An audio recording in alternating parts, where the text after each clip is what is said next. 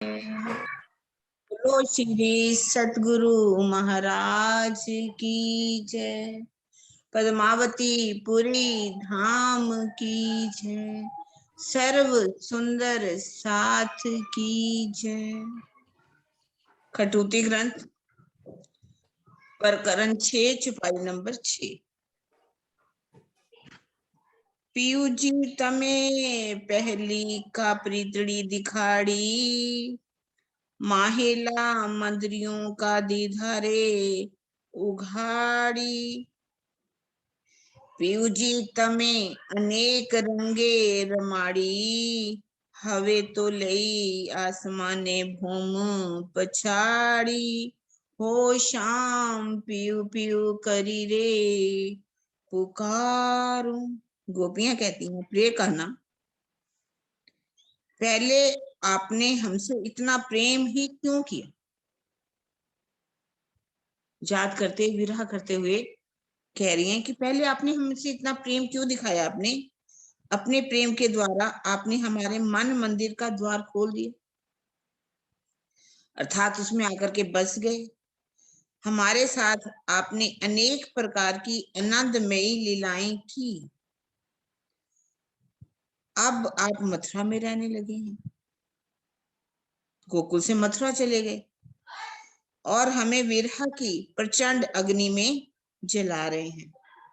जिस प्रकार किसी को आकाश से धरती पर पटका जाता है, उसी प्रकार आपने भी हमारे साथ ऐसा ही व्यवहार किया है।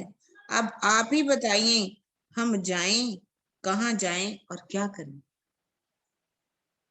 अब इंद्रावती जी इसी घटना को अलंकारिक रूप में जो कही गई है उसको जागनी के ब्रह्मांड के अंदर कैसे घटा करके बता रही हैं।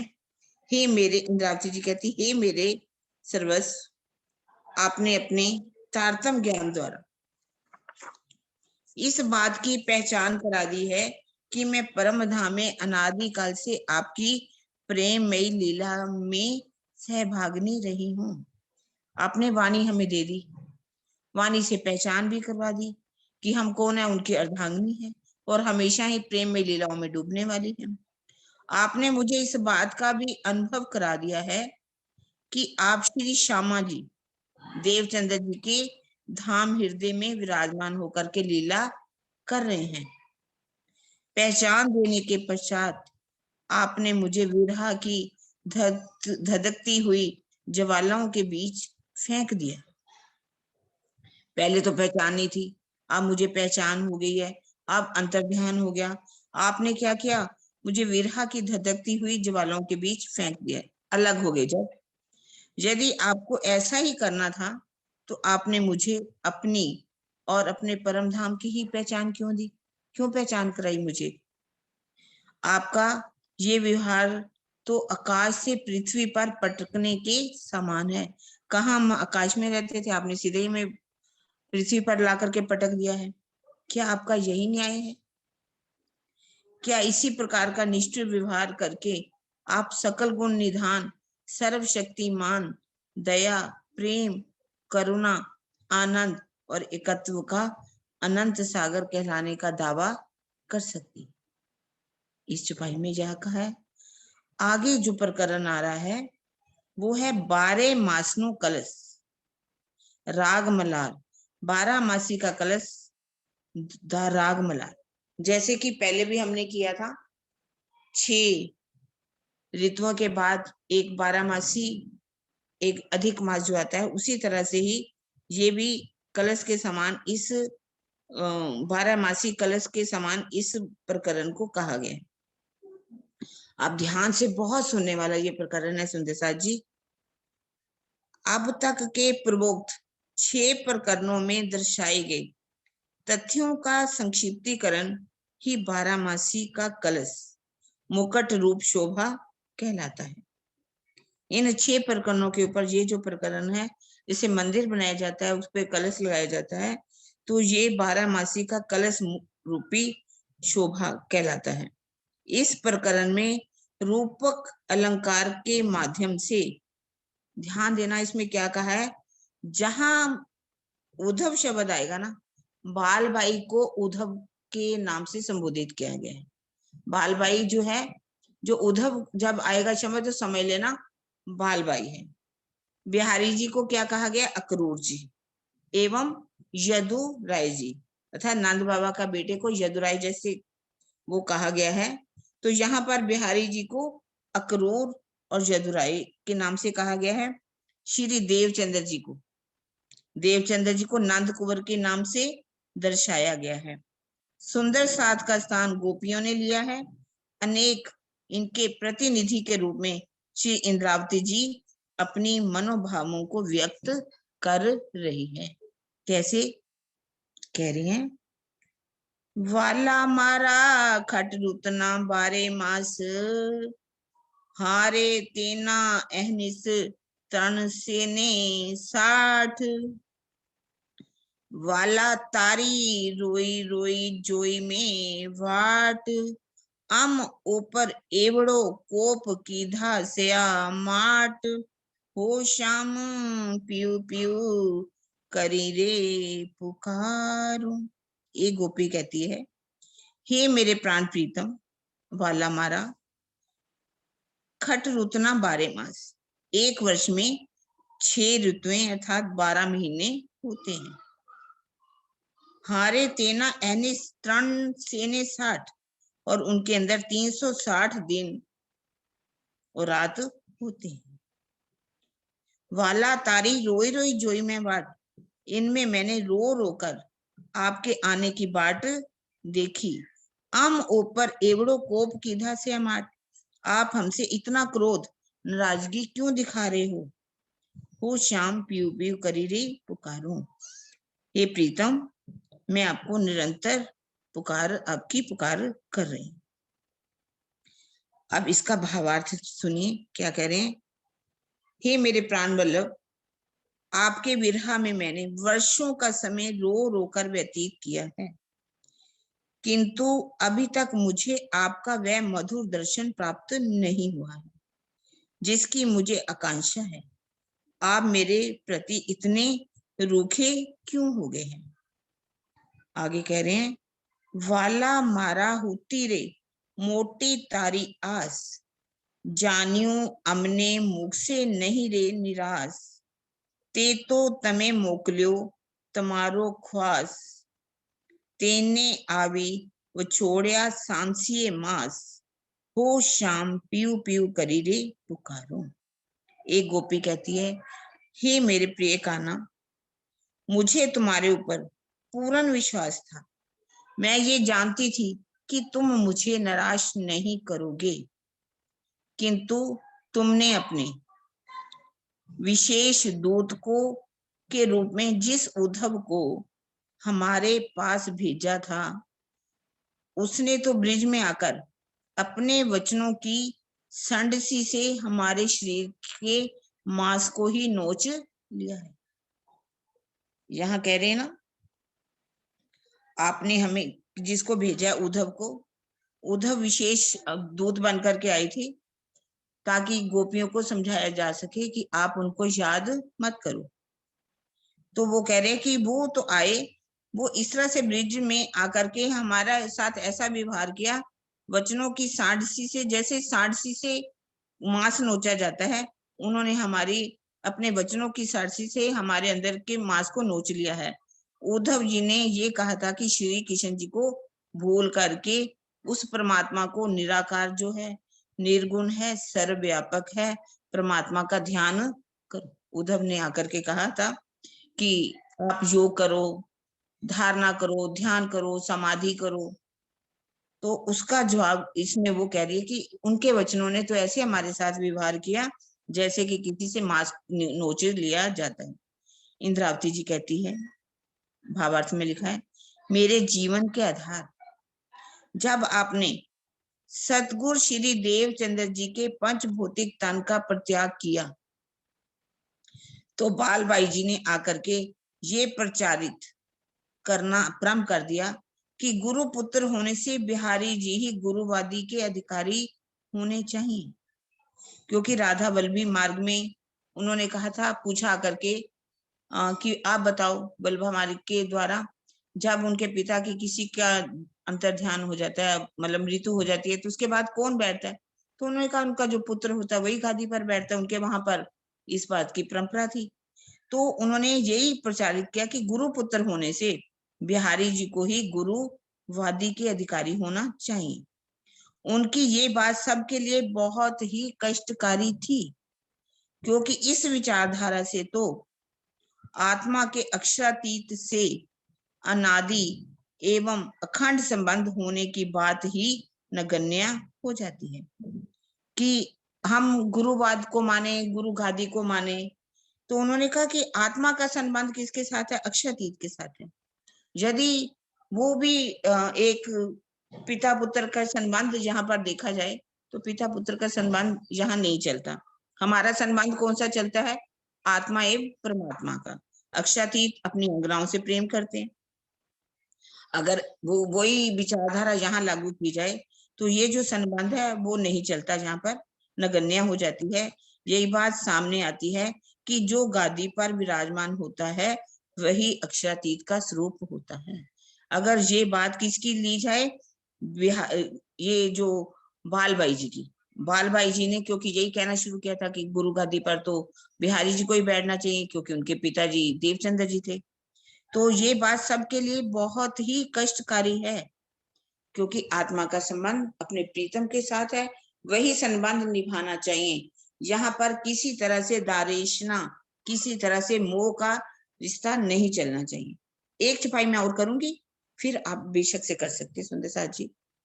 रे वाला भलू थ्योरे भ्रातड़ी भागी, हारे तारे संदेशड़े अमे जागी, हारे एने वचने रूदे आग लागी, हवे अमे जानियो चौकस अमने त्यागी, हो शाम पियो पियो करी रे पुकारूं। गोपियां कहती हैं, प्रिय कन्हैया, ये अच्छा हुआ कि हमारा संशय दूर हो गया। उद्धव के हाथ भिजवाए हुए तुम्हारे संदेशों से हम सावचेत हो गए हैं। तुम्हारे संदेश से तो हमारा हृदय में दुख की ज्वालाएं धधक पड़ी हैं, रही हैं। हम सब अब अच्छी तरह से जान गई हैं कि तुमने हमें अब त्याग दिया है। उद्धव को कह रही, आप संदेशा जो लेकर के आए हो, हम इस बात को समझ गई कि आपने हमारा त्याग कर दिया। क्यों त्याग कर दिया है? कि अन्य मथुरा वासिनी नारियों के प्रति आकर्षित आप हो गए। कृष्ण जी को कह रहे हैं, किसके प्रति वो आकर्षित हो गए थे? उनकी शादी रुक्मिणी के साथ हो जाती है, और भी वो 8 पटरानियों से शादी करते हैं। तो कह रहे हैं कि आपने तो हमारा त्याग ही कर दिया, क्योंकि आपने वहां की जितनी मथुरा वासियां जी महिलाएं थी उनके प्रति आकर्षित हो गए हैं। क्योंकि गोपियां उद्धव के द्वारा लाए हुए पत्थर को पढ़ नहीं सकी थी। उद्धव जब वहां से आए तो उन्होंने कहा था एक पत्थर लेकर के भेज दो। उन्होंने पत्थर लेकर के जैसे आते हैं तो वो आकर के उनको देते हैं, तो वो क्या करती हैं, पकड़ करके एक एक टुकड़ा टुकड़ा टुकड़ा करके बांट देती, कई टुकड़े कर देती हैं। तो उन्होंने, उद्धव ने अपने माथे पर हाथ मारा था, ये तो पागलों की जमात में मैं कहीं आ गया हूँ, क्योंकि उन्होंने पढ़ा ही नहीं था। उन्होंने अत्यधिक भावुकता में उस पत्थर के टुकड़े टुकड़े करके इस आशा से बांट लिया कि ये मेरा भाग है। उसमें लिखी हुई बातों से उन्हें कोई सरोकार नहीं था। उनकी इस नादानी पर, भावुकता को देखकर जब उद्धव ने निराकार परमात्मा की प्राप्ति के लिए योग साधना का उपदेश दिया तो वह बिफर पड़ी। उन्होंने कहा कि परमात्मा, आप किस कृष्ण जी के पीछे लगी हुई हो? परमात्मा तो निराकार है, निरंजन है, तो सर्वव्यापी है, तो आपको उस परमात्मा को पाने के लिए योग साधना करनी चाहिए। ऐसा का उपदेश दिया तो वो बेफर पड़ी, क्रोधित होकर के, मतलब दुखी होकर के उलाहना के भावों से अपने व्यंग्यात्मक शब्दों से ऐसा कहने लगी कि लगता है श्री कृष्ण जी हमें छोड़कर मथुरा वासिनी रूपसियों के प्रेम में आसक्त हो गए हैं।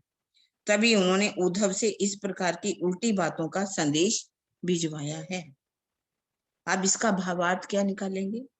इंद्रावती जी कहती है, हे मेरे प्राण प्रीतम, जब बिहारी जी मेरे पास आपका संदेश लेकर के आए, उन्होंने ये कहा कि महाराज सतगुरु महाराज तो तुम्हें जरा भी याद नहीं करते, ना तुम्हें चाहते ही हैं। कुछ समय के लिए मैं अचंभित सी रह गई। क्या सचमुच में ऐसा हो सकता है कि वो मुझे याद नहीं करते, वे मेरा मुख नहीं देखना चाहते, मुझसे बात नहीं करना चाहते? क्या मेरे राध्या, मेरे सर्वस्व मुझे छोड़ सकते हैं? क्या सदगुरु महाराज आत्मिक संबंध के ऊपर लौकिक संबंध को वरीयता दे सकते हैं? मैं तो अब तक यही मानती रही हूं कि मेरा और आपका अनादि काल से अटूट संबंध है और अनंत काल तक रहेगा। तो यही बात जब उन्होंने कहा कि वो तुम्हें याद नहीं करते, वो तुम्हारा मुख नहीं देखना चाहते, तो वो इंद्रावती जी इस बात को यहाँ पर ले रही है कि मैं इतनी हैरान हो गई कि ऐसा हो सकता है क्या? मेरे जो आराध्य हैं, मेरे सर्वस्व हैं, मेरे प्रीतम हैं, वो मुझे छोड़ सकते हैं? मेरा और उनका कोई लौकिक नाता नहीं है, वो लौकिक नातों को वरीयता भी नहीं दे सकते, और मेरा तो उनका अनादि काल से संबंध है और अटूट संबंध है जो कभी भी टूटने वाला नहीं। सुंदर साथ जी अगर कोई चाहे तो पढ़ सकते हैं, इसके भाव बहुत ऊंचे हैं। हाँ जी, प्रणाम जी दीदी। जो अच्छी तरह से पढ़ सके उनको आज पढ़ाइएगा, यही वाला। आगे तो जो मर्जी सुंदर साथ पढ़ना चाहे पढ़ सकते। आई ना दीदी, वो ज्योत्सना तैयार होके बैठी है, उसने कहा स्पेशल कि मैंने पढ़ना है। सरोज दीदी एक चुपाई ले लो उनसे, कोई बात नहीं, एक चुपाई ले लो। हाँ, दोबारा पढ़ लेंगे हम ना। हाँ दोबारा उसका अर्थ पढ़ लेंगे, एक चुपाई ले लो उनसे। हाँ, ज्योत्सना भी और मुन्नी भी, वो क्या कहते हैं, चीनी भी तैयार होके बैठी है बेचारी, कैमरा खोल के ना, तो कोई इनको ले लेते हैं। कोई बात नहीं, पढ़ाइए। कोई बात नहीं, कोई बात। हाँ जी, ज्योत्सना का क्या नाम लिखा हुआ है?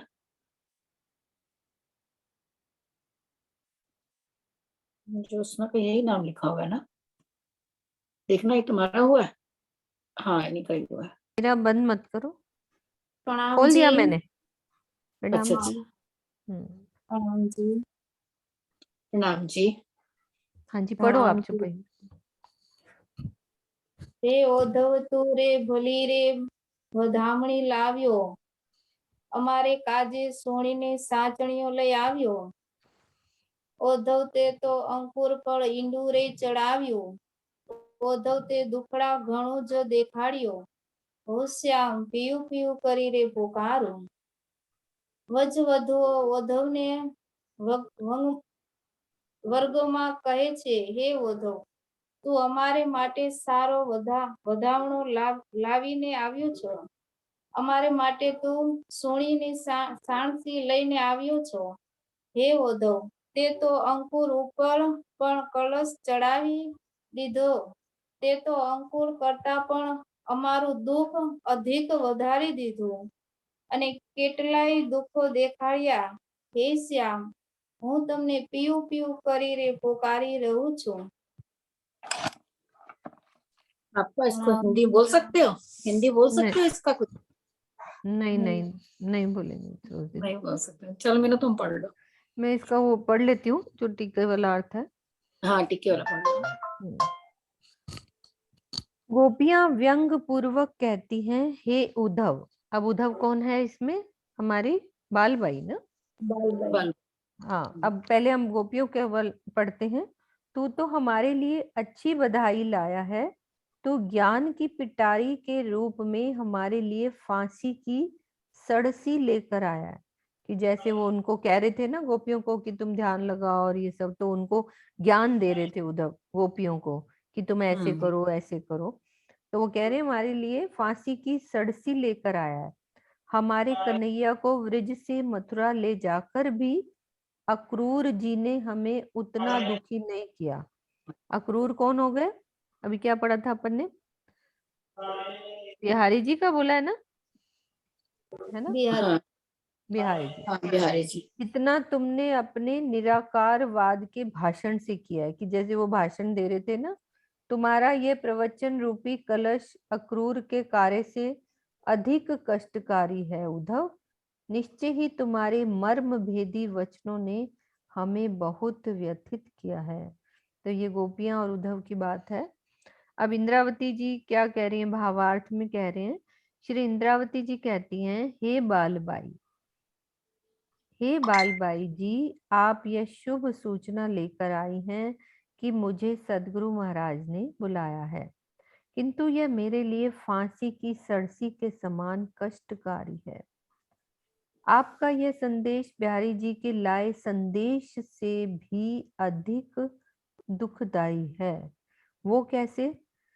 कि पहले बिहारी जी जो संदेश क्या लाए थे, बिहारी जी ने क्या संदेश दिया था, बताओ सुंदर साथ जी बीतक में। ने तो यही कहा था ना कि वो तुम्हें याद नहीं करते हैं, वो तुम्हें याद नहीं करते हैं कि और उनको वो कस्तूरा और अंबर दवाई बताई थी कि वो उन्होंने वो मंगवाई बीमार है। हैं तो दवाई मंगाई है। दवाई तो मंगाई कस्तूरा।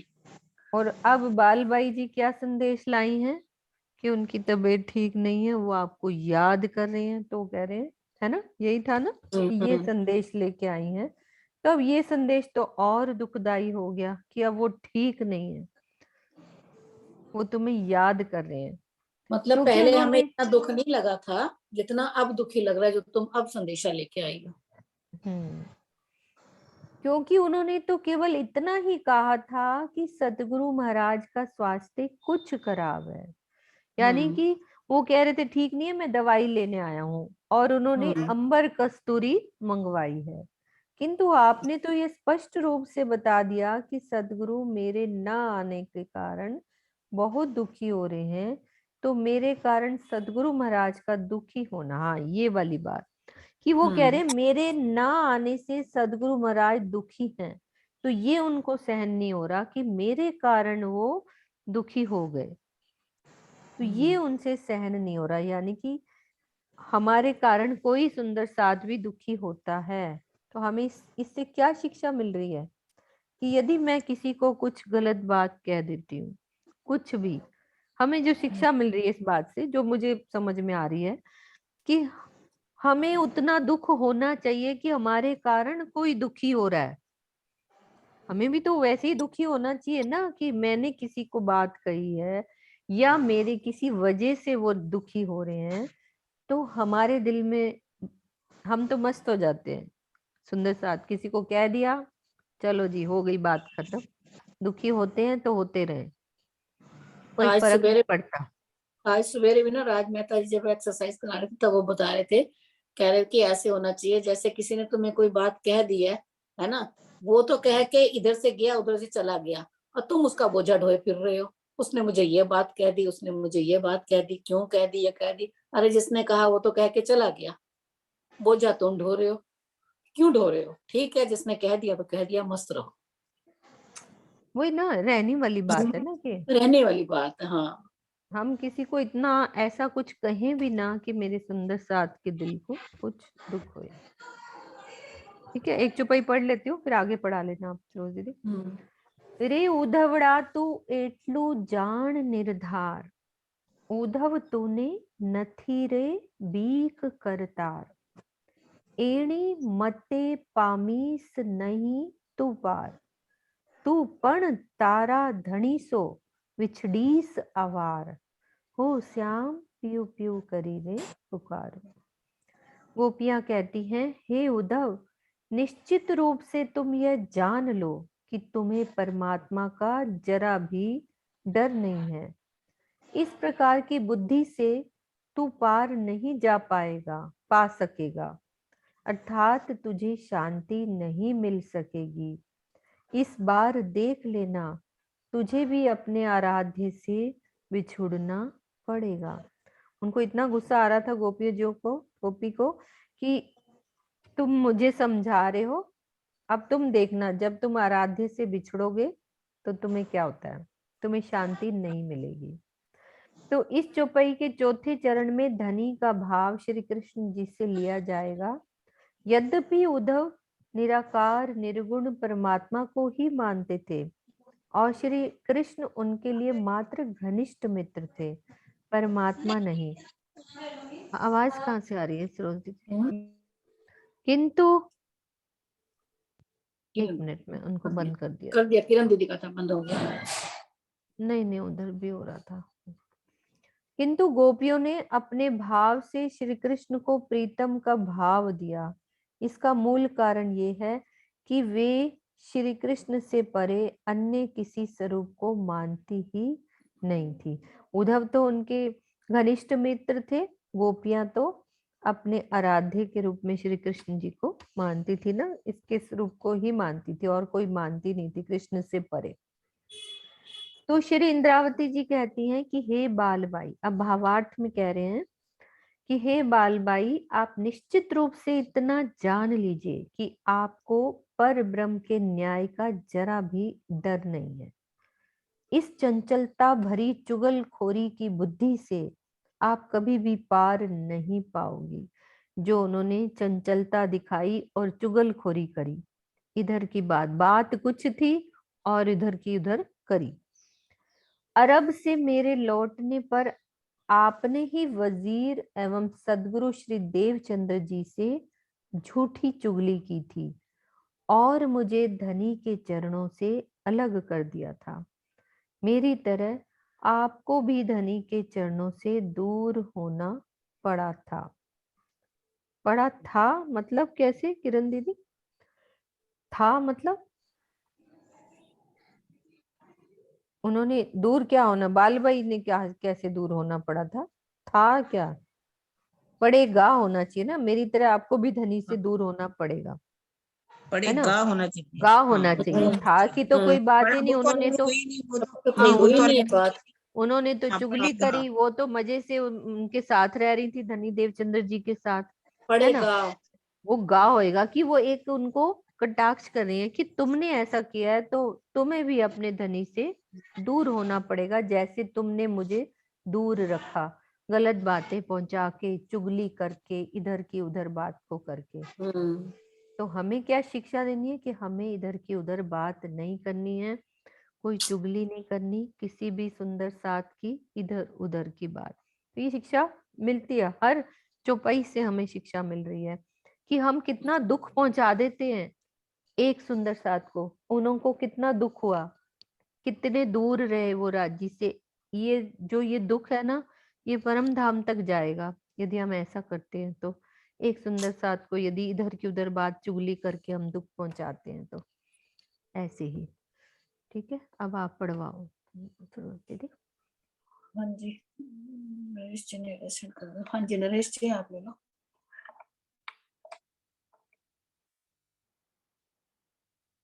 हो गया? हाँ जी, प्रणाम जी, प्रणाम जी। मुझे जाना था कहीं तो मैंने कहा दिल था एक दो चुपैयां पढ़ने का। चलो पढ़। एक तो ऊपर बड़ी सही बात आई ऊपर दो चुपई में कि जितना दुखी वो उनके थोड़े से स्वास्थ्य की वजह से नहीं हुए दुखी कि उनका स्वास्थ्य खराब है, और दूसरा कि भी मैं जो असली बात थी कि वो मुझे याद कर रहे थे और मैं नहीं गई, मतलब उन्होंने ये बात ही नहीं पहुंचाई थी, तो उस चीज का बहुत ज्यादा दुख हुआ। तो ये कि मतलब उन जो एक उनके दिल में बात चल रही थी ना कि भी बार बार उल्हाना आ रहा था कि दे रहे थे कि भी आप मुझे याद नहीं करते, आप इतनी ऋतुएं बीती जा रही है, ये चीज अब एकदम जैसे ही पता चली कि उनके दिल में भी मेरी याद चल रही थी और मेरे लिए वो कितना दुखी हो रहे थे ना से, तो एक मिनट में वो सारी बात खत्म हो गई। रे उद्धव राख तू कने तारू डापन, पीयूजी नहीं मुकू अमे एवी पापन, ताताने माँ दिए वली वली तापन, सखियों हवे समझ्या संदेश दे आपन, ओ शाम पियू पियू करी रे पुकारू, ओ शाम पियू पियू करी रे पुकारू। ये तो यही चुपई है ना? हाँ जी। गोपियां कहती हैं, हे उद्धव, ज्ञान की इस तरह की चतुराई तुम अपने पास रखो। हम इतनी पापनी नहीं है कि अपने कन्हैया को भूल जाए। हमें तो विरह की अग्नि में स्वयं ही जली जा रही है, किंतु तुम हमें निराकार का ज्ञान सुनाकर और दुखी कर रहे हो। हम सब सखियां इस रहस्य को समझ गई हैं कि तुम यह संदेश लेकर क्यों आए हो। जब प्रेम की सीमा हो, अति सीमा बहुत सी प्रेम होता है, तो तब ज्ञान की बातें ना सुनी जाती हैं ना समझ आती, क्योंकि गोपियों के दिल में उस समय इतना प्रेम था। तो उद्धव जो ज्ञान की बातें उनके सामने कर रहे थे, कृष्ण तुम्हें भूल गए हैं, तुम निराकार को मानो, परमात्मा को मानो, इसको मानो, तो वो कह रहे हो ही नहीं सकता। उनको अपने प्रेम पे यकीन था कि हो ही नहीं सकता है। उनके ज्ञान की बातें उनके अंदर जा ही नहीं रही थी, इसलिए उसके संदेश को भी फाड़ दिया उन्होंने, टुकड़े टुकड़े पड़ा तक भी। भावार्थ, श्री इंद्रावती जी कहते हैं, अब इंद्रावती जी के ऊपर इस चीज को कैसे लिया गया। श्री इंद्रावती जी कहती हैं कि हे बाल भाई जी, पहले तो सदगुरु धनीन्द्र देवचंद्र जी पर दबाव देकर आपने मेरा प्रणाम तक स्वीकार नहीं होने दिया, और अब खुद ही मुझे उनके पास चलने के लिए कह रही है। अपनी इस चतुराई भरी बुद्धि को आप अपने पास ही रखी। मैं इतनी पापी नहीं हूं जो सदगुरु महाराज से अपना संबंध तोड़ सकूं। विगत 4 वर्षों से सदगुरु महाराज से विरह का कष्ट तो था ही, आपने ये सूचना देकर मेरे हृदय की पीड़ा को और बढ़ा दिया कि मेरे सदगुरु महाराज मेरे ना आने से दुखी हो रहे। मतलब विरह से भी ज्यादा दुख आ गया कि भी वो देखो, वो भी मुझे कितना याद कर रहे थे और चाह रहे थे कि मैं उनके पास आऊं, लेकिन आपने ये जो गलत संदेशा पहुंचाया, और या मेरे पास संदेशा पहुंचाया ही नहीं कि वो मेरी वजह से इतने दुखी हैं, तो इस चीज ने मुझे और दुखी कर दिया कि मेरे सदगुरु महाराज मेरे ना आने से दुखी हो रहे। ये मेरे हृदय की पीड़ा को और बढ़ा दिया। धाम धनी ने मुझे बुलाने के लिए संदेश क्यों भेजा, मैं अब इसका रहस्य भी समझ चुकी हूँ। इस बात को भी इंद्रावती जी कहते हैं कि मैं समझ चुकी हूँ कि मुझे बुलाने के लिए संदेशा क्यों भेजा। उद्धव तारे डापिनिये घनु रे संतापी, रे मूर्ख तूने ए मत कोणे आपी, अमे तूने जाण्यो नहीं एवो पापी, तेता नाख्या अमारा अंगड़ा कापी। हो शाम पियो पियो करी रे पुकारो, हो शाम पियो पियो करी रे पुकारो। गोपियां कहती हैं, हे उद्धव, तुम्हारी चतुराई से हम बहुत दुखी हैं। कोई कई बार प्रेम, वो इतना प्रेम था और उन्हें इतना विश्वास था कि कृष्ण हमें छोड़ ही नहीं सकते, और वो ऊपर से उद्धव की चतुराई भी उन्हें लग रही थी कि उद्धव तो अपनी चतुराई दिखा रहे। हे उद्धव, तुम्हारी चतुराई से हम बहुत दुखी हैं। रे मूर्ख, इस प्रकार की बुद्धि तुझे किसने दी? हम ये समझ ही नहीं पाए कि तुम इतने पापी हो। तुमने तो अपने निराकारवाद का ज्ञान बघार कर हमारे शरीर के एक एक अंग के टुकड़े कर दिए। भावार्थ, श्री इंद्रावती जी कहती हैं, हे बाल भाई जी, मैं आपकी चतुराई से बहुत अधिक दुखी हूं। रे मूर्ख, क्षणे तुष्टा क्षण रुष्टा वाली ये बुद्धि आपको किसने दी? अरब से लौटने से पहले मैं भी नहीं जानती थी कि आप इतनी अधिक चुगलखोरनी हो। आपने तो मुझे सदगुरु के चरण कमल से दूर करके मेरे शरीर के एक एक अंग को ही काट डाला।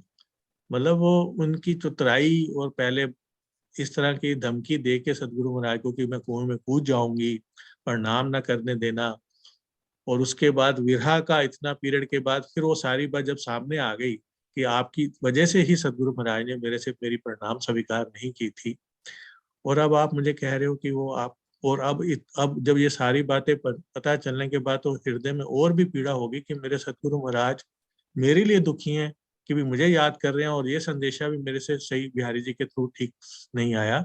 अब आप कह रहे हैं कि वो आपको याद कर रहे हैं और वो दुखी हैं। एक छुपाई और पढ़ूं या बस और किसी से? एक छुपाई और ले लेते हैं किसी से ना, सुंदर साहब हाँ। काफी बैठे हैं ना। हाँ हाँ जी, जी, प्रणाम जी। हाँ जी। स्वर्णा दीदी ने आज पीडीएफ मंगवाई थी। स्वर्णा दीदी आपने खोली है? खोली है? हाँ खोली है मुझे लगता है। हाँ जी, उनके पास भी राजी नैना थे, उन्होंने आज मंगवाई थी। हाँ जी, कोई बात नहीं, प्रणाम जी। हाँ जी, प्रणाम जी। प्रणाम जी सरोज दीदी। हाँ वो जी, आपने वो टीका वाले तो भेजे नहीं है। टीका वाले ही है वो? नहीं, टीका वाले नहीं है टीका वाले नहीं थे ना। नहीं। अच्छा, टीके वाले तो भेजे मैंने। कोई बात नहीं, शशि दीदी नहीं। से पढ़ाओ दीदी। चलो शशि दीदी आप ले लो। हाँ जी, प्रणाम जी। प्रणाम जी। सखियो हवे दुखड़ा के ऊपर कीजे, आपनो नंद कुंवर होए तो रीझे, अपनी बातें जदुनो राय भीजे, सखियो हवे उद्धव ने संदेशा स्या दीजे, हो श्याम पियू पियू करी रे पुकारो। गोपियां कहती हैं, सखियों हम अपना दुख किससे कहें। मथुरा में यदि हमारे नंद कुंवर बैठे होते तो हमारे ऊपर रीझते। हमारी विरह की बातों से यदुवंशियों के राजा श्री कृष्ण पिघलने वाले नहीं हैं। इसलिए उद्धव के हाथ अपना संदेशा भिजवाने से कोई लाभ नहीं है। भावार्थ, श्री इंद्रावती जी कहती हैं कि हे सुंदर साथ जी, हम अपना दुख किससे कहें। यदि इस समय हमारे सदगुरु धनी श्री देवचंद्र जी होते तो फूल भाई को इस प्रकार बहिष्कृत नहीं होना पड़ता। हमारे धनी तो हमारी बातों पर अवश्य ही रीझते। ये बिहारी जी यदुराय हमारी आग्रह भरी बातों पर जरा भी रहम करने वाले नहीं है। ऐसी स्थिति में बालबाई के द्वारा सिफारिश का संदेश भिजवाना भी उचित नहीं है। मैं तो पिया पिया कहकर अपने धनी को ही पुकार रही हूँ। प्रणाम जी। दीदी आप ही बता दो। सखियां अपना दुख किससे कहें। मथुरा में क्या था, सखियों को कहते हैं कि ये आपस में अब गोपियां बातें कर रही हैं कि हम अपना दुख वार्तालाप कर किसको, हाँ वार्तालाप कर रहे हैं ना जैसे दीदी। हाँ मथुरा जी। में यदि हमारे नंद कुंवर बैठे होते तो हमारे ऊपर, मतलब मथुरा से तो वो चले ही गए थे ना, तो हाँ जी। हमारी जो विरह की बातों को यदुवंशियों के राजा है ना, जो यदुवंशियों का राजा कौन था, कृष्ण जी, तो वो कहती है हमारी बातों से वो पिघलने वाले नहीं है श्री कृष्ण जी।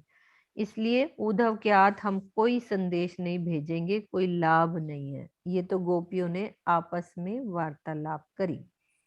अब इंद्रावती जी क्या कह रही हैं, हे सुंदर साथ जी, हम अपना दुख किससे कहें। यदि इस समय हमारे सदगुरु श्री देवचंद्र जी होते, इस समय, तो दीदी जब ये वाणी उतरी, ये वाली चौपाइयां उतरी, तो ये उस वक्त फीलिंग आ रही है ना, जब हमारी वाणी ये कब उतरी, हफ्सा में उतरी ना खटरुती। हाँ अपना जी, ऑन हाँ करो जी, दीदी। तो वो ये हाँ इस जी। बात को कह रही हैं कि यदि श्री देवचंद्र जी होते तो फूलबाई को इस प्रकार बहिष्कृत नहीं होना पड़ता। फूलबाई को छोड़ा था ना उन्होंने, बालीबाई के हाँ जी, कहने हाँ जी। पर छोड़ दिया, हम्म। एक ही उन्होंने आवाज लगाई, छोड़ दिया। हमारे धनी तो हमारी बातों पर अवश्य ही रीझते थे। अभी तो है नहीं देवचंद्र जी, जब चौपाइयां उतरी है तब की बात चल रही है ना, कि वो तो अवश्य ही रीझते थे। मतलब बिहारी जी के अंदर हाँ देवचंद्र की सुरता होती, वो युगा स्वरूप होते, होते तो, हमारे पर रीझते।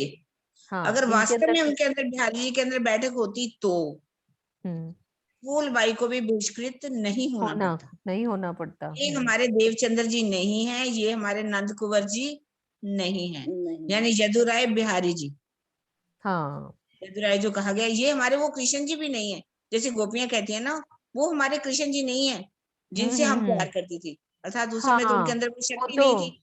अब वो नहीं शक्ति तो थे, विष्णु भगवान की रह गई। और यही खाली बात रह गए यहाँ बताई जा रही है कि गादी पे भले ही कौन बैठे हुए हैं, बिहारी जी, बिहारी जी, लेकिन बिहारी उनके जी। अंदर वो युग स्वरूप की देवचंद्र जी के अंदर जो शक्ति थी, अब वो वो उनके नहीं अंदर है, नहीं है। नहीं है। इसलिए वो हमारे ऊपर तो रीझ नहीं सकते। हम्म, और तो ये इसी, बिहारी जी अंदर तो कोई शक्ति वैसे भी नहीं थी, मतलब वो हम्म, आत्म तो थी लेकिन जागृत नहीं थी, इसलिए वो रहम करने वाले नहीं है हमारे ऊपर। हम जैसे वो कहते हैं उद्धव को भी संदेशा भेजें, वो कृष्ण जी के पास तो कोई फायदा नहीं। तो यहाँ भी वही बात कह रहे हैं कि बालबाई द्वारा संदेश देने का भी कोई फायदा नहीं है। भाई वो कह रही है, भाई मैं बिहारी जी को तो कोई संदेश देने वाली नहीं, भाई वो क्या समझेंगे, वो हाँ। तो बात को समझेंगे नहीं। हम्म। दीदी इसमें दो बातें आ रही हैं जो इस पैराग्राफ में, अच्छे से हाँ, एक बारी अर्थ पढ़े कि वो कह रहे हैं कि ना बिहारी जी हमारी आग्रह भरी बातों पे जरा भी रहम करने वाले नहीं हैं। तो हाँ, बिहारी जी बिहारी को जी के क्या अंदर, आग्रह करना था, क्या आग्रह करना था बिहारी जी को। यदि बिहारी जी को कोई संदेशा भी भेजा जाए, कोई आग्रह किया जाए, तो वो हम्म, बात मानने वाले थे। हाँ बिहारी वो जी तो, ने हम्म, संदेशा, जैसे एक किसान को उन्होंने निकाल दिया, हम्म, किसान को उन्होंने कहा हम्म, कि हम, मेरा गांव 3 कोस दूरी पर है, आने हम्म, जाने में बहुत समय लगता है ना। तो मैं एक ही समय आया करूंगा। लेकिन बिहारी जी ने कहा आपको एक समय तो क्या, आप हमेशा के लिए उनको निकाल दिया। तो फूलबाई ने उनको भोजन करवा दिया। तो मेहराज जी को फूलबाई का भी त्याग करना पड़ा। अगर वो बिहारी जी के अंदर सदगुरु महाराज होते तो ऐसा कभी भी नहीं करते जी। ये बिहारी जी वो तो है ही नहीं, उनके अंदर कुछ भी नहीं है। तो ये कह लेकिन रहे दीदी थे ये प्रसंग कब का है जो ये विरहा चल रहा है? अभी तो बात तो वो चल रही थी ना कि वो वहां पे तड़प रहे हैं, तब शरीर नहीं छोड़ा था उन्होंने। बिहारी जी के लीला तो बाद में हुई ना, अभी हाँ तो वो जी, तन छोड़ा नहीं दोनों था। स्थितियों में घटाया गया, दोनों दोनों चल रही स्थितियों हैं, में घटाया, दोनों स्थितियों में घटाया गया। दोनों उस तरह से समय का भी घटाया गया है। घटाया गया और जागने के ब्रह्मांड में भी घटाया गया। हाँ, उस ये समय का भी तीन घटाया बातें गया। चल रही हैं। एक तो गोपियों हाँ, वाली बीच बात बीच चल में रही सब है, बातें चल रही हैं। तीनों चल रही है। एक देवचंद्र जी की बात की देवचंद्र जी हैं, और इधर हमारे महाराज ठाकुर जी रुदन कर रही हैं कि मुझे मिलने नहीं जाने दिया। और एक स्थिति वो चल रही है कि जब वो तन छूट गया और उन्होंने कहा कि भाई बिहारी जी हमारे, अब बिहारी जी के अंदर कोई शक्ति नहीं है, उनको हम कुछ भी कहें वो हमारी बात बात तो वही है मानने ना, वाले बिहारी जी की बात है ना। बिहारी जी के अंदर वो शक्ति है ही नहीं। है ही नहीं थी। के वो अंदर वो तो अगर होती तो वो हमारे से प्रेम से बात करते, रीझते, हमसे प्यार भरी बातें करते। ऐसा नहीं करते कि त्याग दो, फूलबाई का ही त्याग करवा देते क्या? वो कभी भी नहीं करने देते। उनके दिल में दुख भी तो था ना, क्योंकि फूलबाई का भी तो त्याग करना पड़ा उनको। हाँ जी गादी किरण पर तो दीदी बिहारी जी आप आए बैठ हो, गए थे ना उस आप समय। कुछ कहना चाह रहे थे किरण दीदी? तो मतलब मेरी चीज में तीनों चीजें आ रही थी ये वाली, इस चौपाई के भावार्थ में। हाँ जी किरण दीदी आप भी बोलो। किरण दीदी प्रणामी, किरण दीदी। हाँ जी प्रणाम जी। मैं बस अभी आई हूँ, सुन रही हूँ अभी। अच्छा अच्छा बस ठीक है अभी जी, आई मैंने हूँ कहा मैं। आप कुछ बात कह रहे हो तो। हाँ नहीं अभी आई हूँ। ठीक है, हाँ जी कोई बात नहीं, आप चौपाई ले लो दीदी, आगे वाली लेनी है तो हाँ अगली चपाई दे दी। ले लो। किरण दीदी आप चौपाई ले लो। दीदी को चपाई, दीदी किरण दी 9 आप लो, नंबर। मैंने अभी खोला हुआ नहीं है कुछ भी। कोई बात नहीं, अच्छा कोई बात नहीं। हाँ अभी तो आए दीदी।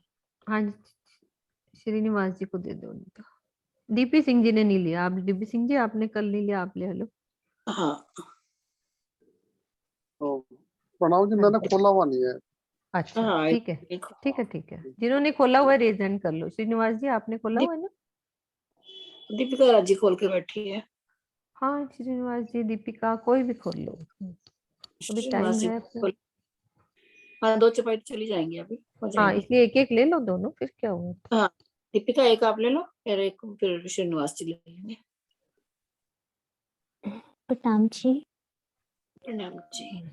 सखियो हवे आपोपो सहु कोई झालो, कान्ह जी होए तो दौड़ी जई चालो, ए जदुराए नहीं रे गोपियों न वहालो, सखियो हवे उद्धव ने गुजड़ी का आलो, हो श्याम पियो पियो करी रे पुकारो, हो श्याम पियो पियो करी रे पुकारो।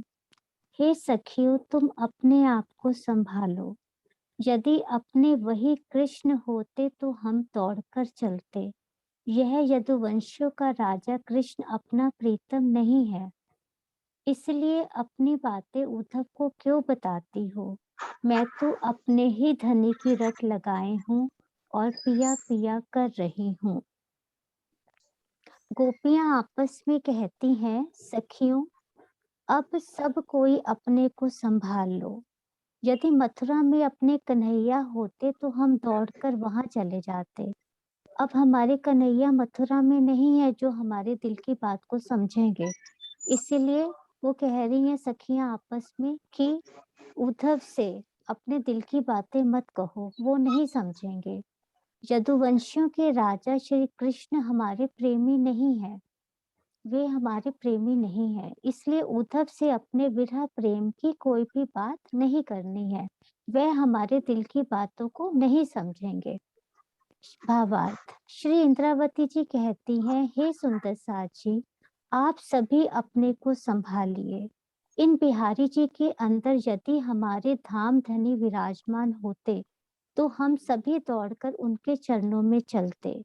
इन बिहारी जी के अंदर हमारे प्रियतम नहीं है, बाहर कौन गया इसलिए पहले? ऐसी इसलिए ऐसी स्थिति में बालबाई जी से इस गुह्य रहस्य को क्यों प्रकट करते हो कि हमारे धाम धनी इस समय कहाँ है?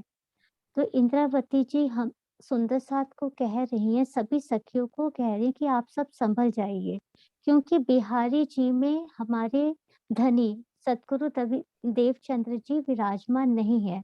उनके अंदर युगल स्वरूप की बैठक नहीं है। अगर बैठक होती तो वह हमारे दिल की बात को समझते, तो हम इनके चरणों में दौड़कर जाते। इन बिहारी जी के अंदर हमारे प्रियतम नहीं है, तो इसलिए बालबाई को भी अपने दिल की बातों को प्रकट मत करिए, क्योंकि वह भी हमारे दिल की बात को नहीं समझ पाएंगी, क्योंकि वह भी नहीं जानती कि क्योंकि वह तो कह रही है कि बिहारी जी को गादी पे बिठाया जाए, लेकिन बिहारी जी में वह बात नहीं है। प्रणाम जी। हाँ जी, हाँ जी श्रीनिवास जी, आपको अनम्यूट हो गया। आवाज आ रही थी ना। हाँ जी, आवाज आ रही थी, बच्चे है ना, कोई बात नहीं। हाँ जी, अनम्यूट करा करो। कर दिया। हाँ, प्रणाम जी बहन जी। रे उधवड़ा हमारा धनी हम पासे, तारी मत लई जा रे तू साथे, अधिक्षण अलगो न थाए अमती ना थे, विरहा माए विलसु वालिया संघाते, हो श्याम प्यू प्यू करी रे पुकारूं। गोपिया कहती हैं, हे उद्धव हमारा प्रियतम हमारे पास ही है, तुम अपने निराकारवाद का ज्ञान अपने साथ ले जाओ। हमारा प्रियतम तो आधे क्षण के लिए भी हमसे अलग नहीं हो सकता। हमें भले ही उनके विरह में रहती हैं, किंतु आंतरिक रूप से उनके साथ प्रेम में लीलाओं में मगन रहती हैं। भावार्थ, श्री इंद्रावती जी कहती हैं, हे बालबाई जी हमारे धनी तो हमारी आत्मा के हृदय में पल पल विराजमान रहते हैं। आप सबको जो बिहारी जी एवं गादी जी की तरफ झुका, आप सबको जो बिहारी जी एवं गादी की तरफ झुका रही हैं, अपनी उस मान्यता को आप अपने पास ही रखिए। मेरे प्राण प्रीतम प्राणनाथ तो मुझसे आधे क्षण के लिए भी जुदा नहीं होते। भले ही मैं अपने प्रीतम के विरह में रहती हूँ, फिर भी आंतरिक रूप से उनके प्रेम और आनंद में मगन रहती हूँ। इसके अंदर जो है जो गोपियां हैं वो कह रही हैं कि हे उद्धव, जो तुम हमें निर्गुण निराकार का ज्ञान दे रहे हो, ये ज्ञान तुम अपना अपने पास ले जाओ कि सर्वव्यापी परमात्मा का भजन करो। उद्धव जो थे वो श्री कृष्ण जी को एक मित्र ही मानते थे और परमात्मा के रूप में वो निर्गुण निराकार की भक्ति करते थे। श्री कृष्ण जी चाहते थे, वो शक्ति तो उनमें नहीं रही। वो द्वारका के अंदर हैं, द्वारका से भेजा गया था उद्धव जी को, ना कि मथुरा से। तो दो द्वारका से वहां पहुंचते हैं, तो अब जब उनको भेजा इसलिए गया था कि श्री कृष्ण जी को ये पता था मैं तो जा नहीं सकता वहां पर, ब्रज के अंदर में, गोकुल के अंदर मैं तो जा नहीं सकता, क्योंकि मेरा उनसे रिश्ता नाता। फोन बज रहा है क्या श्रीनिवास जी? कोई फोन बज रहा है तो बंद कर दो, फोन की आवाज आ रही है बहुत तेज। तो उधर से जो है, अब मुझे वो उनको पता था श्री कृष्ण जी को कि वो विरह में है बहुत ज्यादा। हम 4 दिन के बाद 5वें दिन आने का वादा करके आए हैं। मथुरा गए, लेकिन मथुरा से सीधे फिर द्वारका निकल गए, वो मथुरा को घेर लिया था। तो वहां से जब उन्होंने सोचा कि उधर तो ये उद्धव जी जो हैं, इनको हमारे पर परमात्मा का कोई विश्वास नहीं है कि हम परमात्मा हैं, ये इनको इस चीज की जानकारी नहीं है। ये निर्गुण निराकार परमात्मा की भक्ति करते हैं, तो अच्छा होगा कि वो तो मेरे पीछे, मेरे नाम के पीछे जो है वो श्री कृष्ण, मुझे अभी भी वही समझती हैं कि मैं श्री कृष्ण वही हूँ। लेकिन तो उन्होंने इनको भेज दिया उद्धव जी को कि तुम रथ ले जाओ और वहां चले जाओ, जाकर के उन सब मथुरा में, गोकुल में, बरसाने में, और वहां सब जितने भी वृंदावन में जाकर के सब गोपियों को एकत्र करो, और ये संदेशा जो तुम वो परमात्मा का ज्ञान लेकर के, निर्गुण निराकार परमात्मा का ज्ञान रखते हो, ये जाकर के उन्हें सिखाओ, बड़ा अच्छा रहेगा। वो भी जो है फिर सच्चे परमात्मा की प्राप्ति कर लेंगे। और वो ये भी चाहते थे श्री कृष्ण जी कि इनका भी अहंकार थोड़ा सा कम होना चाहिए। वो निर्गुण निराकार परमात्मा के अलावा किसी को भी मानने को तैयार नहीं थे। तो जब वो वहां से भेजी, उन्होंने जाकर के जब गोपिकाएं तो पहले से ही सुबह से ही जमुना जी के नीर तीर आकर के बैठ जाया करती थी, ग्रह में थी वो बहुत ज्यादा। तो जैसे ही वो पहुंचती हैं तो उन्होंने देखा कि भी उद्धव जी आ रहे हैं, तो बड़ी खुशी हुई। उन्होंने वो जो ज्ञान उनको देना शुरू करा, तो जो चिट्ठी दी, तो चिट्ठी उन्होंने ये सोच करके कि भी हमारा मेरे लिए है, तो इसलिए उन्होंने झपट झपट करके जो ली, तो वो सब चिट्ठी तो फट गई, सब उसके टुकड़े हो गए। तब वो बड़े हैरान हुए उद्धव जी। तो उन्होंने कहा कि भाई ये तो इनको तो यही पता नहीं है कि इतनी बावली हो रही है ये, तो श्री कृष्ण के पीछे इनको जो है ज्ञान देना चाहिए। अब उन्होंने सबको इकट्ठा करके वो निर्गुण निराकार परमात्मा की, भाई तुम एक श्री कृष्ण को क्यों मानती हो? वो तो जैसे हम हैं ऐसे वो हैं, उनके भी हाथ पैर हैं जैसे हमारे हैं, इसलिए जो परमात्मा है वो तो निर्गुण निराकार परमात्मा है, उसकी भक्ति करो। तो क्योंकि वो उनका जो वो कहती थी कि जिस परमात्मा की आप बात कर रहे हो, निर्गुण कौन देश को वासी, कि तुम जो बता रहे हो कि वो है किस देश का रहने वाला, क्योंकि वो तो सगुण भक्ति में थी। तो उन्होंने उसी तरीके से उनसे पूछा कि उसका पिता कौन है, माता कौन है निर्गुण की, और वो कौन देश में रहता है। अब वो बड़े हैरान हुए। उन्होंने कहा ये अपना ज्ञान तू अपने पास ले जाए। तो ये इस यहाँ भी ये उधर भागवत में भी है, यहाँ पर भी इसका यही टीका यहाँ पर भी लिया गया है। लेकिन वास्तव में इसका अर्थ जो दिया है वो भावार्थ में वो इंद्रावती जी कहती हैं कि बाल भाई जी, हमारे धनी तो हमारी आत्मा के हृदय में पल पल विराजमान रहते हैं। क्योंकि उन्होंने जो है बिहारी दास जी को ये सोच करके कि भी गादी जो है, गादी पर पिता की गादी है, तो वो अक्षरातीत की गादी नहीं मानी उन्होंने। वो समझती थी कि जैसे एक वंश रूप से एक पुत्र, एक पिता की वश्यत जो है पुत्र को मिलती है, इसलिए उन्होंने उनको जो है उस गद्दी पर बैठाने के लिए बिहारीदास जी को प्रपोज कर दिया, और उन सब सर्वसम्मति से उनको बैठा भी दिया गया। तो कह रही है, हे बालबाई जी, हमारे धनी तो हमारी आत्मा के हृदय में पल पल विराजमान रहते हैं। आप सबको जो बिहारी जी एवं गादी जी की तरफ झुका रहे हैं, अब वो कहती थी कि सब मत्था टेको। अब बिहारी जी को अलिफ बेते का पता कुछ नहीं है, लेकिन उन्होंने मत्था टिकवाना वहां सबको जबरदस्ती। तो कह रही है कि आप सबको बिहारी जी एवं गादी की तरफ झुका रही हैं, अपनी उस मान्यता को आप अपने पास ही रखिए। अब ये इंद्रावती जी कह रही हैं कि हे बालबाई, ये जो आप हमें शिक्षा दे रहे हो कि ये गादी है और ये अक्षरातीत की गादी है, इस पे जो बैठ जाता है वो अक्षरातीत बन जाता है, और चाहे उसे भले ही कुछ ना आता हो, इसलिए तुम सब मत्था टेको और इन्हीं को ही जो है अपना प्राणनाथ मानो। तो अपनी उस मान्यता को आप अपने पास ही रखिए। हमारे जो प्राण वल्लभ, प्राण प्रीतम है, हमारा पारलौकिक रिश्ता नाता है, हमारा आत्मा और परम, हमारा अनादि और अखंड अनादि रिश्ता नाता है, वो कभी टूट नहीं सकता। हमारे प्राणनाथ हमारे हृदय में निवास करते हैं। भले ही मैं अपने प्रियतम के विरह में रहती हूँ, फिर भी आंतरिक रूप से उनके प्रेम में, आनंद में मगन रहती हूँ। ऐसा ही है जैसा इसमें लिखा है। और वहां पर भी वर्णन आता है भागवत में भी कि जब वो उद्धव ने देखा इनकी इतनी सगुण भक्ति है, तो उन्होंने कहा कि तुम्हारा श्री कृष्ण तुम्हारे पास है। उन्होंने कहा कि उद्धव तू इसे ले जा, अपने ज्ञान को, पिटारे को ले जा, इसकी हमें जरूरत नहीं है निर्गुण की, हमारा तो हमारे पास है। तुम्हारा तुम्हारे पास है? हाँ, तो हमें दिखा सकती है? हाँ, दिखा सकते हैं। तो ऐसा ही हुआ था कि वो श्री कृष्ण जी जो राधिका जी के थी, उनके हृदय कमल में से निकल करके और जो है प्रकट हो गए थे।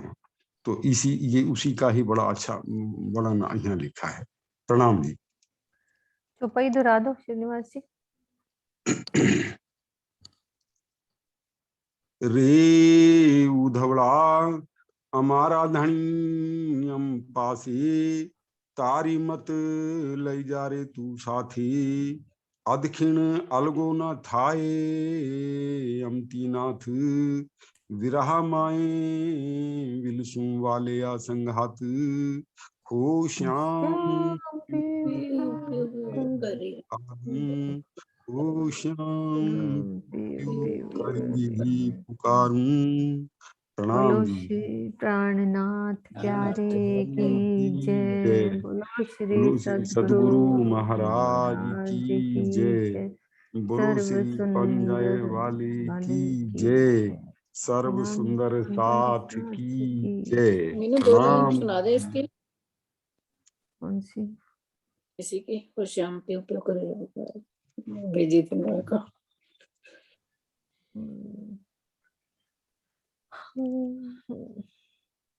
अमर ज्योति की आवाज में अच्छा लगता है सुनना, वो बड़े प्यारा भजन है उनका, बोलती है हमारी ना। मीनू की आवाज में भी अच्छा लगता है। मैंने आपको भेजा था वही सुना था, आज हाँ सुबह वही भेजा वाला, था। हाँ क्या था वो, मैं भूल भी गई, रात को बोल रही थी, क्या बोल रही थी मैं? मैंने सुबह सुना, रात को तो मैंने सुना नहीं था, सुबह सुना। हाँ कौन सा था, भूल ही गई हूँ। एक मिनट बस।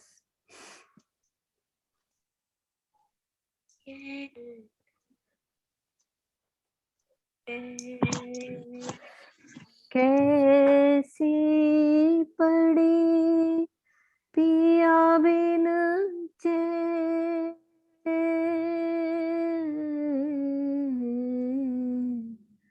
कैसी पड़ी पिया बिन चैन,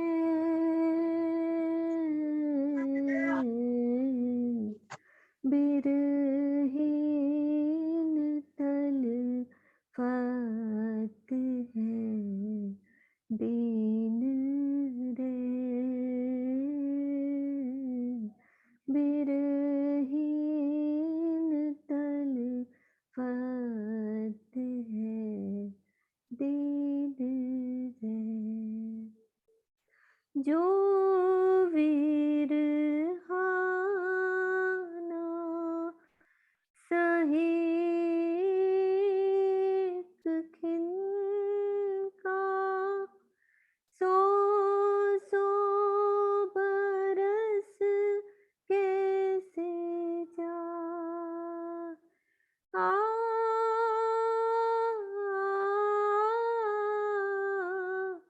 जो विरहाना सहे खिन का, सौ सौ बरस कैसे जा, बीच जुदाई मोहे नाही भाई, बीच जुदाई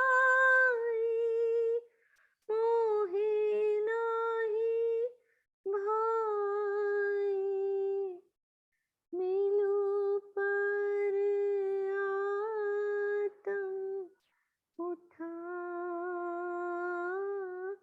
करे,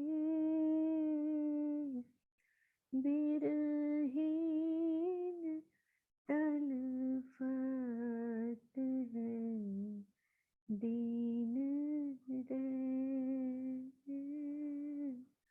बिरहीन तलफत है दीन रे। प्रणाम जी, सबको प्रणाम जी।